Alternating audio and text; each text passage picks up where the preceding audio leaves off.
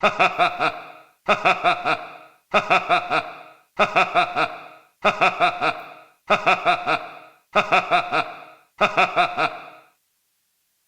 just met with Mr. President. Following my press conference on Monday, I decided to come and inform Mr. President officially of my aspiration to run for the office of the President of the Federal Republic of Nigeria. Because Mr. President is the leader of the party, the APC, because he is the President of the Federal Republic of Nigeria, which office that I intend to handle after 2023. And again, that I use the opportunity to discuss issues related to our party, especially how the party was formed. President Muhammad Buhari, then former head of state, led the CPC into the merger of what became today APC, followed by Asuwaju Ahmed Tinubu, who led the ACN, and myself, Okorocha, who led the APGA, and other leaders of NPP. This is the four legs upon which the party today called APC is standing. I use the opportunity to remind Mr. President of how it all started and for us to keep the history of this party alive. I also made him to understand that in the next coming convention, these four pillars should be carried along in all our decisions. For without these four pillars, there wouldn't have been anything called the APC today and the victory that followed after.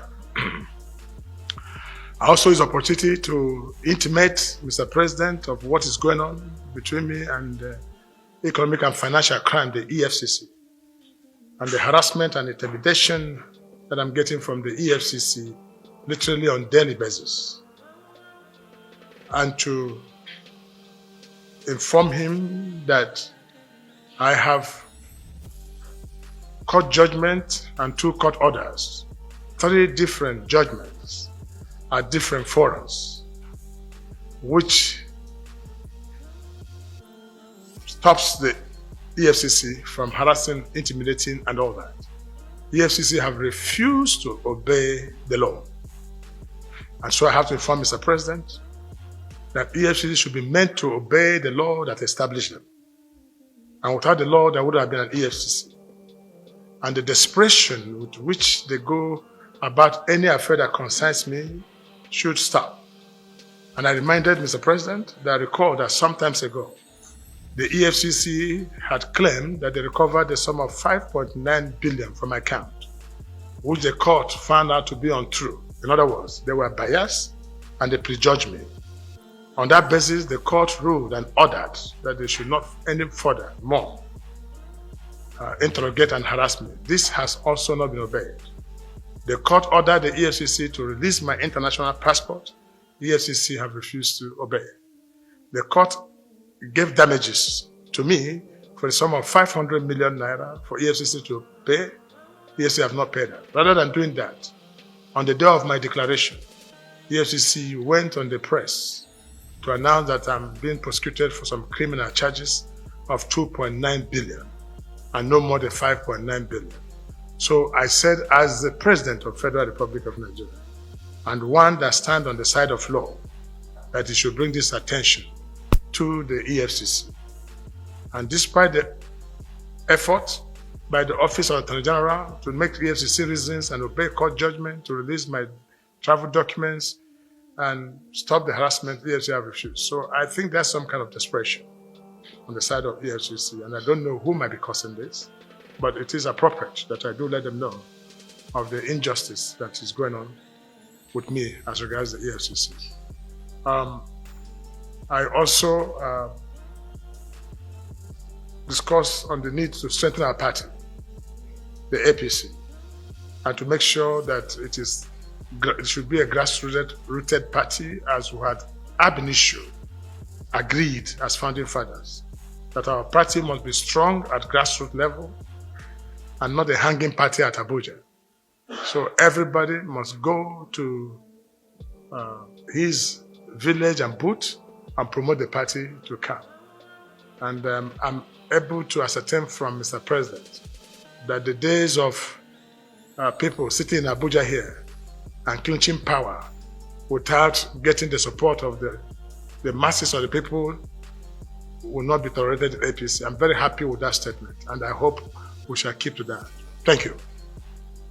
Mr. President said he will take up the matter, especially when he saw the judgment.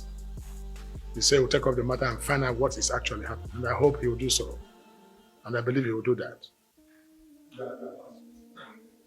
I will suspect so. Because when I say it is politically motivated, it means that some people are instigating the EFCC to do this, which is wrong. All I'm asking from EFCC is to please obey the law. And you cannot refuse to obey the law on one side and then go for the law on the other side. So if FCC obeys the law, it will be the best they can do for the image of EFCC and the image of the Federal Republic of Nigeria. But as to who particularly, the person must be such a coward who doesn't want to expose himself. And there are a lot of people like that who wouldn't want to expose themselves but stay under doing all kinds of things. I call them cowards because they cannot stand up to their what they believe in. My suspicion at this point is immaterial. What is more important is that EFCC should obey a simple court judgment and court order, as the case may be. Well, it's not for the governor to decide who becomes president. We're talking about the people. Even the governor himself will depend on the people to do so. My first consultation, after forming Mr. President now, is to go to Nigerians and ask them if they will want me to be their president. And that will be my next line of action. And of course, I'll visit the 6 geopolitical zones and inquire from them if they think I'm fit and proper to be their president. And if they consider that, that will go a long way. But what is important at this moment, why I came out to even dream of becoming or running for the office of the president, is because of the mood of the nation. I may not be the appropriate president 20 years ago when I first ran. Maybe I will not be the appropriate president 20 years to come.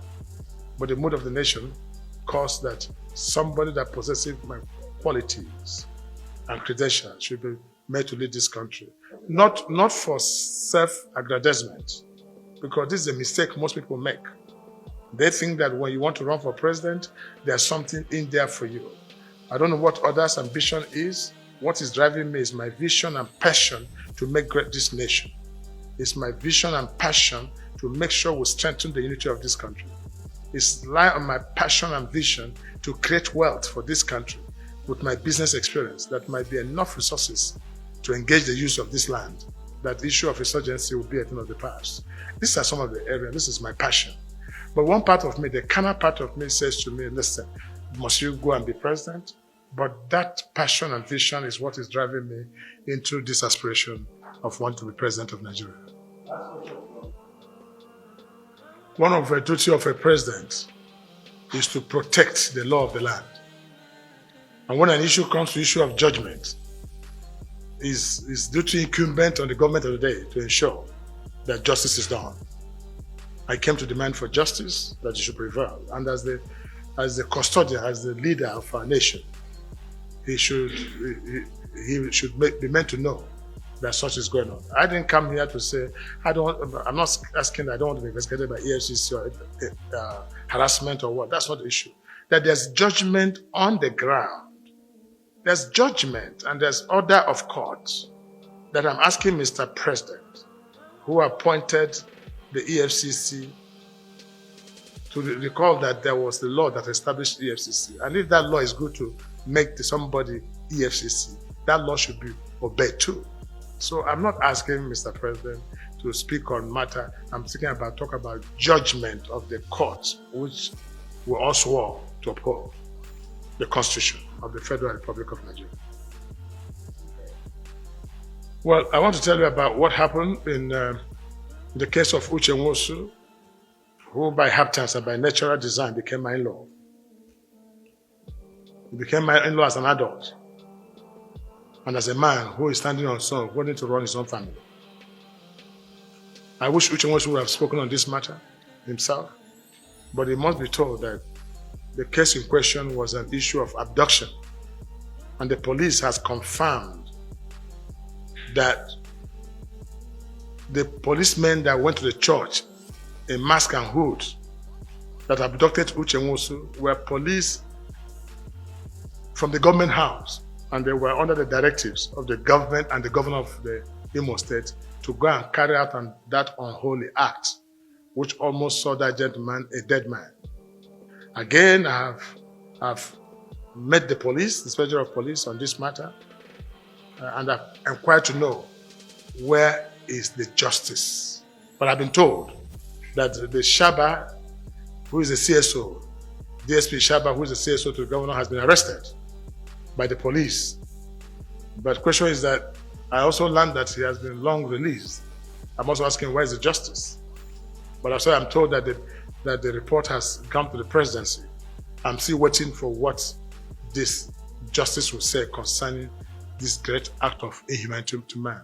Recall that Uche Nwosu was abducted and his clothes removed and handcuffed, sent to the whole world just to dress this great sin.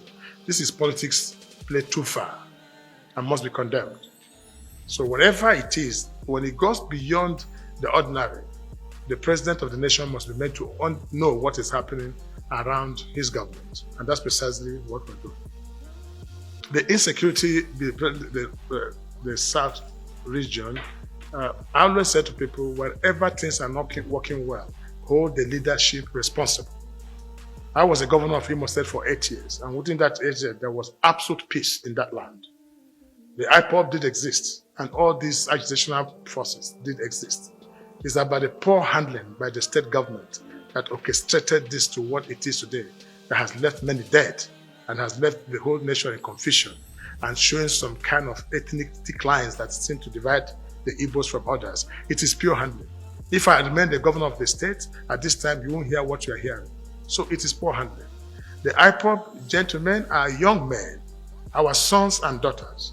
And let no Igbo man tell you that these young men are not our sons and daughters. They are our children who believe that the Nigerian nation does not like them. Our children who believe that they have been marginalized in terms of infrastructures, appointments, and they've been going on with these songs for a very, very long time. They believe this, but we're able to assuage them and give them confidence that things will get better. And that was brought in when they formed the new leadership under Kano that excited the whole thing into what it is today. But there was absolutely no need to have handled the IPOB matter the way it was handled. In the first place, bringing the Air Force and the Army into the matter, raiding from the air, was wrong and completely wrong. Asking the Air Force to take a fighter jet to go to war in my Central Zone to fight young men, and that was wrong. Just as it is also wrong for these young men to have gone to the police headquarters and shooting and killing people. That I don't support any of that either. But what I'm talking about, approach and handling was the major mistake that's made. Today they have turned out to be terrorists. But for me, I don't see them as terrorists. I see them as still our children who have not been properly educated on the happenings. To an Igbo man now, who has not eaten in the morning or who has fined 1 square meal a day, he thinks the federal government and government is responsible. Maybe he does not know that his counterpart in Katsina have stayed for a whole day without food.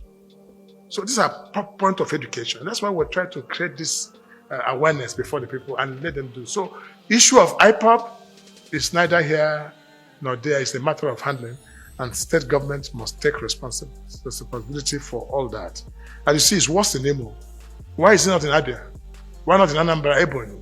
You hear very minute things happening there, but the headquarters is Imo State. You forgot I was called Okorocha for this reason. You forgot the young men said they were going to kill my parents, even as a governor. I engaged them. I made most of them surrender back their arms through my Imo State pardon and amnesty program. It's end time things that are not working. Please hold the leadership responsible in that particular state or that particular community. Leadership is everything. That's what I'm saying. The activities that went on later called for that, but it was a needless action to have even started, something that you can handle and not allow it to escalate. If the federal government made them to call them terrorists, it's the state government that made the recommendations and created that. Okay, what is your thought about this issue? All right, did you think what they are saying is true? They are lying? Maybe they are all, maybe they are the same. They just want to accuse one another, or maybe they are doing the frauds, they are stealing by trick, them by their source. State your mind below. As you do, God will bless you.